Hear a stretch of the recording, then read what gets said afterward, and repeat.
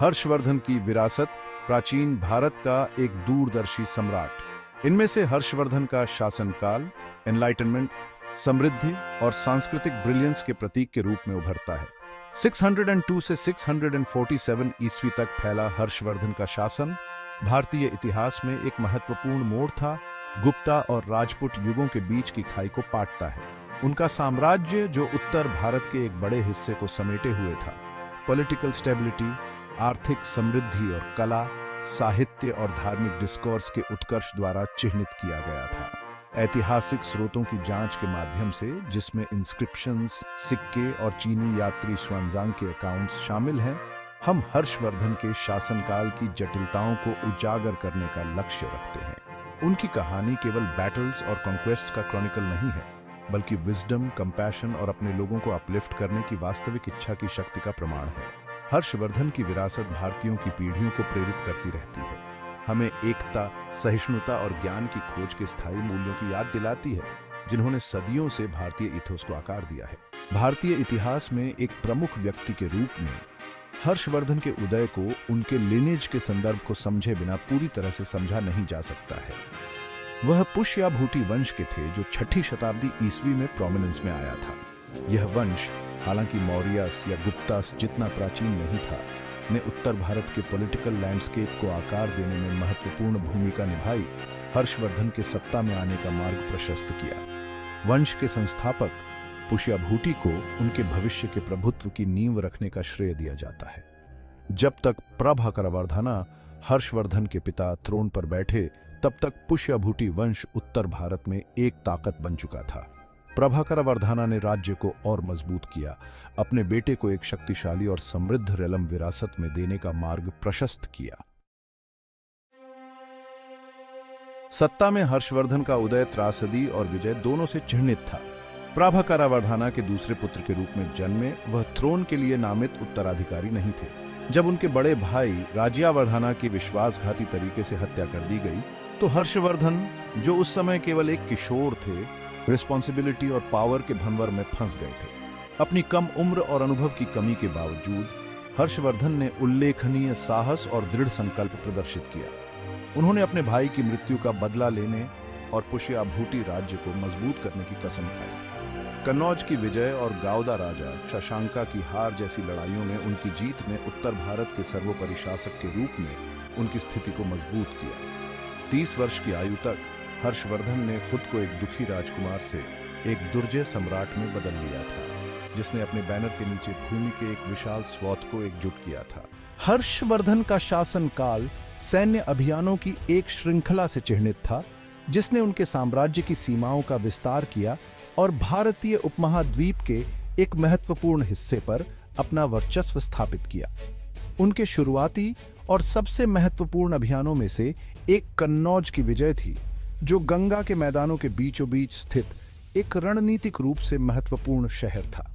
कन्नौज की विजय ने न केवल उनके भाई की मृत्यु का बदला लिया, बल्कि हर्षवर्धन को एक महत्वपूर्ण व्यापार मार्ग और एक उपजाऊ क्षेत्र पर नियंत्रण भी दिया, जिससे उनकी स्थिति और मजबूत हुई। हर्षवर्धन की सैन्य शक्ति केवल उत्तर भारत तक ही सीमित नहीं थी। उन्होंने दक्षिण की ओर भी अभियान का नेतृत्व किया, डेक्कन के शक्तिशाली चलूक्य वंश से संघर्ष किया। हर्षवर्धन के सैन्य अभियान केवल क्षेत्रीय विस्तार के बारे में नहीं थे, वे उनकी शक्ति को मजबूत करने, विद्रोही वैसल्स को अपने अधीन करने और बाहरी खतरों से अपनी सीमाओं को सुरक्षित करने के बारे में भी थे। Section 5, A reign of stability and justice. हर्षवर्धन's administrative prowess. Harshvardhan की प्रशासनिक कुशाग्रता और न्याय के प्रति उनकी प्रतिबद्धता ने उन्हें एक शासक के रूप में अलग पहचान दिलाई। वह समझते थे कि एक राजा की महानता उसकी प्रजा के कल्याण और समृद्धि में है। हर्षवर्धन का प्रशासन उच्च स्तर के केंद्रीकरण की विशेषता थी। उन्होंने अपने साम्राज्य को प्रांतों में विभाजित किया। न्याय के प्रति उनकी प्रतिबद्धता ने उन्हें उनकी प्रजा का सम्मान और प्रशंसा अर्जित की। Section 6, the flourishing of dharma, Harshavardhan's patronage of religion and culture. Harshavardhan का शासनकाल न केवल राजनीतिक स्थिरता और सैन्य कौशल से चिह्नित था, बल्कि कला, साहित्य और धार्मिक डिस्कोर्स के एक जीवंत उत्कर्ष से भी चिह्नित था। स्वयं एक धर्मनिष्ठ बौद्ध होने के नाते हर्षवर्धन बौद्ध धर्म के महान संरक्षक थे, जिन्होंने अपने पूरे साम्राज्य में इसके प्रचार में महत्वपूर्ण भूमिका निभाई। हालांकि उनका पैट्रनेज केवल बौद्ध धर्म तक ही सीमित नहीं था। उन्होंने धार्मिक सहिष्णुता की नीति का पालन किया, हिंदू धर्म और जैन धर्म सहित अन्य धर्मों को अपना समर्थन दिया। हर्षवर्धन के शासनकाल में बौद्ध कला और वास्तुकला का पुनरुत्थान हुआ। उन्होंने कई मॉनेस्ट्रीज और स्टूपास के निर्माण को चालू किया, जिसमें बोधगया में प्रसिद्ध महाबोधि मंदिर भी शामिल है, जिसका उन्होंने जीर्णोद्धार और विस्तार किया। बना भट्टा जैसे विद्वानों का उनका पैट्रनेज, हर्षचरित के लेखक सम्राट के जीवन का एक जीवनी संबंधी लेख ने उनके शासनकाल के साहित्यिक परिदृश्य को और समृद्ध किया। Section 7, the Kumbh Mela, a testament to Harshavardhan's religious tolerance. Harshavardhan के शासनकाल की सबसे स्थायी विरासतों में से एक कुंभ मेला है, जो एक विशाल हिंदू तीर्थ यात्रा है जो भारत में हर 12 वर्षों में आयोजित की जाती है। 4 पवित्र शहरों इलाहाबाद, हरिद्वार, उज्जैन और नासिक के बीच घूमती है। उन्होंने इस ग्रैंड धार्मिक सभा को औपचारिक रूप देने और लोकप्रिय बनाने में महत्वपूर्ण भूमिका निभाई। इसे धार्मिक एकता और सद्भाव के प्रतीक में बदल दिया। हर्षवर्धन एक धर्मनिष्ठ बौद्ध होने के बावजूद कुंभ मेले के महत्व को हिंदू धर्म के प्रतीक के रूप में और अपनी प्रजा के बीच एकता की भावना को बढ़ावा देने में इसके महत्व को पहचानते थे। उन्होंने कुंभ मेले में सक्रिय रूप से भाग लिया, उदारदान दिया और इसके सुचारू संचालन को सुनिश्चित किया। कुंभ मेले के उनके पैट्रनेज ने भारत में सबसे महत्वपूर्ण धार्मिक समारोहों में से एक के रूप में अपनी जगह पक्की कर ली। एक ऐसी परंपरा जो आज भी जारी है, दुनिया भर से लाखों तीर्थयात्रियों को आकर्षित करती है। Section 8, Harshvardhan the emperor scholar and his literary contributions. Harshvardhan की विरासत उनकी राजनीतिक और धार्मिक उपलब्धियों से परे है। वे साहित्य के व्यक्ति, विद्वानों के संरक्षक और काफी प्रतिभा के नाटककार भी थे। उनका दरबार बौद्धिक गतिविधि का केंद्र था, जो पूरे भारत के कवियों, दार्शनिकों और कलाकारों को आकर्षित करता था। भारतीय साहित्य में हर्षवर्धन का सबसे उल्लेखनीय योगदान उनके 3 संस्कृत नाटक हैं, नागानंद, रत्नावली और प्रियदर्शिका। ये नाटक, जिनका आज भी अध्ययन और प्रदर्शन किया जाता है, उनके समय के सामाजिक और सांस्कृतिक परिवेश में बहुमूल्य अंतर्दृष्टि प्रदान करते हैं। उनके नाटकों का भारत के विभिन्न हिस्सों में आज भी मंचन किया जाता है, जिससे उनकी साहित्यिक विरासत जीवित है।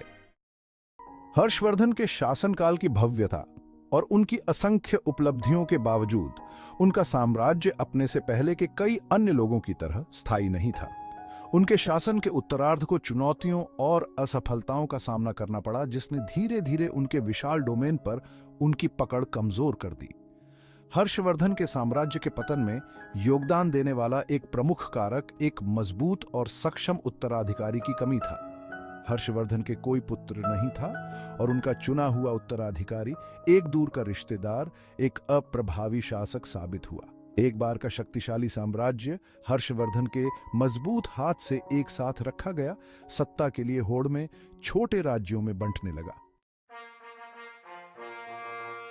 Section 10, The enduring impact, हर्षवर्धन's legacy on Indian history and culture।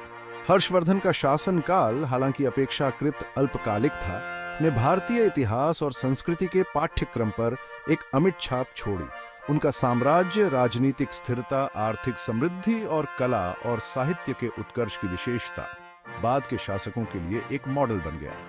उनकी विरासत भारत की सामूहिक स्मृति में गूंजती रहती है, जो एक न्यायपूर्ण, समृद्ध और सांस्कृतिक रूप से जीवंत समाज के अपने विजन के साथ पीढ़ियों को प्रेरित करती है। धर्म के प्रति उनकी प्रतिबद्धता, कला और साहित्य के प्रति उनके पैट्रनेज और धार्मिक सद्भाव को बढ़ावा देने के उनके प्रयासों ने उन्हें भारतीय इतिहास के सबसे प्रसिद्ध शासकों में स्थान दिलाया। चीनी यात्री xuanzang, जो हर्षवर्धन के शासनकाल के दौरान भारत आया था, बौद्ध धर्म की समृद्ध स्थिति और इसके प्रचार में सम्राट की भूमिका के बारे में बहुमूल्य अंतर्दृष्टि प्रदान करता है। Section 11, conclusion, Harshvardhan, a beacon of enlightenment in ancient India. भारतीय इतिहास के एनल्स में हर्षवर्धन का शासनकाल एनलाइटनमेंट के प्रतीक के रूप में सामने आता है। विजडम, कंपैशन की शक्ति और मानवता को ऊपर उठाने की वास्तविक इच्छा का प्रमाण है। वह केवल एक विजेता से कहीं अधिक था। वह एक दूरदर्शी नेता, एक न्यायप्रिय प्रशासक, कलाओं का संरक्षक और धर्म का एक धर्मनिष्ठ अनुयायी था। उनका जीवन और शासनकाल नेताओं और आम नागरिकों के लिए समान रूप से मूल्यवान सबक प्रदान करता है, जो हमें उन स्थायी मूल्यों की याद दिलाता है जो समय और स्थान से परे हैं।